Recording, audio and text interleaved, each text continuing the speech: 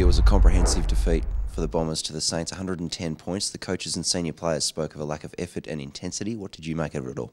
Yeah, I finished up here at the Sunday Footy Show yesterday, and I put the TV on, and you could probably tell pretty early on that that the Saints were on and the Bombers were off. So that's probably the most disappointing part, when probably from the first minute of the game to the last, you're just comprehensively beaten. So I just thought they were harder at the contest. I think they had the first. You start Joe Watson in his 200th forward, but I don't think he would have gone near the ball for the first 7 minutes, because they just got their hands on the ball first. They were more desperate, and they're pretty well organised now, the Saints. And once they get the ball in their forward half, it's pretty hard to get the ball out of there. So all credit to them, but obviously a very disappointing day for the Bombers.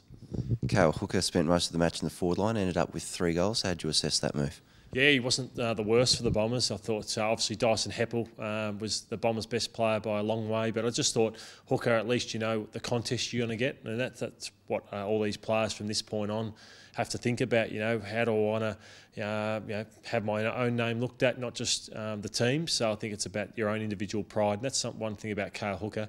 You know what contest you're going to get week in and week out. I thought he could have kicked 5. He kicked 3 goals.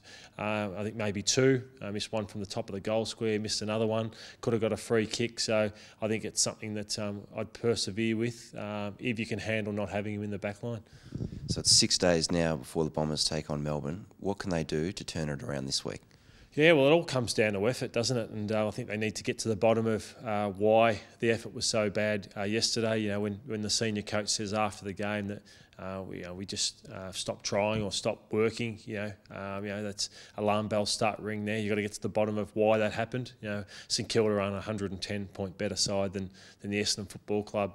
As good as they were yesterday. So I think they're all the questions asked. It can go one of 2 ways. It can either have the bottom can fall out completely, or it can be the day that things are turned around and start building towards next year. So that's what James and Job as captain and Heppel and the leaders have got to look towards, having it be the latter. We'll look ahead to that game against Melbourne later in the week. Clash for cancer as well, so extra significance there. Lloydie, thanks a lot for your time. Yeah, thank you, Simon.